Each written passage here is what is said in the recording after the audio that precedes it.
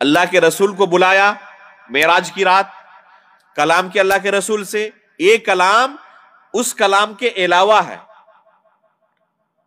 اہل بدعت نہیں مانتے، کہتے ازل کے اندر کلام کی صفت سے متصف تھا لیکن بعد میں جب چاہے کلام کرے اس صفت سے متصف نہیں ہے، نعوذ باللہ من ذالک۔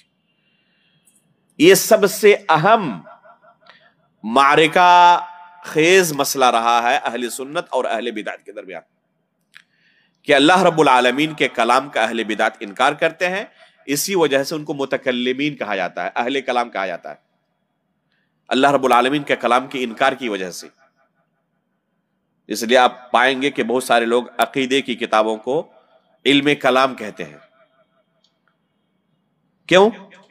کیونکہ اہل بدعت اللہ رب العالمین کے لیے کلام کی صفت کو ثابت نہیں مانتے، اقرار نہیں کرتے، تو انتہائی اہم ہے۔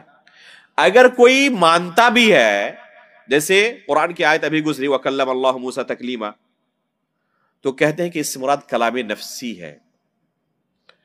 کلام نفسی مطلب؟ کلام نفسی کا مطلب ہے کہ دل کے ارادے کو کہتے ہیں، جیسے آپ ابھی بہت ساری چیزیں دل میں سوچ رہے ہیں تو اس کو کیا کہتے ہیں؟ یہ نفس کا کلام ہے۔ اس کو اصل کلام کب کہا جائے گا؟ جب زبان سے ادا کریں گے آپ، تب جب انسان نماز میں کھڑا ہوتا ہے تو اس کے نفس میں بہت سارے خیالات آتے ہیں، نہیں آتے ہیں؟ اگر ان خیالات کو زبان سے ادا کر دے نماز باطل ہوگی یا نہیں ہوگی؟ نماز باطل ہو جائے گی۔ اللہ کے رسول صلی اللہ علیہ وسلم کہتے ہیں صحیح حدیث کے اندر کہ یہ نماز جو ہے یہ لوگوں کی بات چیت کے لیے نہیں ہے، لا يصلح فيها من كلام الناس شيء، کہ اس نماز میں لوگوں کی بات چیت مناسب نہیں ہے، جائز نہیں ہے۔ تو نماز میں انسان کلام کرے تو نماز کیا ہو جاتی ہے؟ باطل ہو جاتی ہے۔ اگر کلام نفسی کو کلام کہا جائے تو کسی کی نماز درست ہوگی؟ کسی کی نماز درست نہیں ہوگی۔ اور اہل بدعت اللہ کے کلام کو کیا کہتے ہیں؟ کہتے اس سے کلام نفسی مراد ہے۔ تو کلام نفسی کو کلام کہا ہی نہیں جاتا ہے، نہ عقلاً نہ نقلاً، کلام نفسی کو کلام نہیں کہا جاتا۔ اگر کلام نفسی کو کلام کہا جاتا تو کسی کی نماز درست نہیں ہوتی۔ کلام کس کو کہتے ہیں؟ جس میں حرف اور صوت موجود ہو، جس میں حرف ہو اور جس میں وائس ہو۔ یہ قید لگاتے ہیں اہل سنت والجماعت۔ چنانچہ امام سجزی رحمہ اللہ نے اہل زبید کی طرف ایک رسالہ لکھا، کن کے رد میں؟ جو لوگ اللہ رب العالمین کے لیے حرف اور صوت کا انکار کرتے ہیں ان کے رد میں۔ اللہ کے فضل سے یہ رسالہ 2 جلدوں میں جامعہ اسلامیہ مدینہ طیبہ کے ایک پروفیسر کی تحقیق، شیخ محمد با کریم با عبداللہ کی تحقیق سے چھپا ہوا ہے۔ انتہائی اہم رسالہ ہے اس مسئلے پر، صفت کلام کے متعلق۔ اس کا کیا نام ہے؟ رسالۃ السجزی الی اہل زبید فی الرد علی من انکر الحرف والصوت۔ رسالۃ السجزی الی اہل زبید فی الرد علی من انکر الحرف والصوت۔ انتہائی اہم رسالہ۔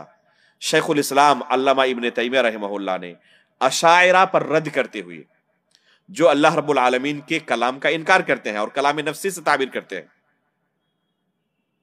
ان پر رد کرتے ہوئے ایک رسالہ لکھا، ایک کتاب لکھی جس میں 90 دلائل کا تذکرہ کیا، 1 2 نہیں، 90 دلائل کا تذکرہ کیا اور اس باطل عقیدے کی تردید کی۔ اور اس رسالہ کا نام بھی کیا ہے؟ التسعینیہ۔ 90 عربی میں 90 کو کہتے ہیں۔ یہ رسالہ کس نام سے چھپا ہوا ہے؟ التسعینیہ کے نام سے چھپا ہوا ہے۔ تو اہل سنت والجماعت کا اللہ رب العالمین کے کلام کے متعلق کیا عقیدہ ہے؟ کہ اللہ رب العالمین جب چاہتا ہے کلام کرتا ہے، ایسا کلام جو سنا جا سکے، جس میں حرف ہو، جس میں وائس ہو، صوت ہو، ایسا کلام اللہ رب العالمین کرتے ہیں، جب چاہتے ہیں تب کلام کرتے ہیں۔ تو اللہ رب العالمین کا یہ کلام قرآن مجید ہمارے پاس موجود ہے، ہم اسے اللہ کا کلام مانتے ہیں کہ اللہ تعالیٰ نے کلام کیا ہے۔ جبریل علیہ الصلوۃ والسلام نے اس کلام کو سنا ہے اور اسی کلام کو لے کر اللہ کے رسول کے پاس نازل ہوئے ہیں۔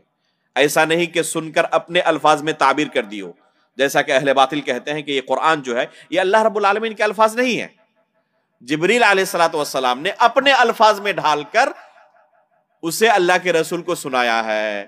گویا کہ اللہ رب العالمین کے کلام کا مفہوم یہ ہے، یہ اللہ کا ہی کلام ہو ایسا نہیں ہے۔ تو اس کا نتیجہ کیا آیا؟ پورا قرآن اللہ کا کلام نہیں رہا۔ اسی بنا پر کیا کہتے ہیں وہ اس کلام کو مخلوق قرار دیتے ہیں۔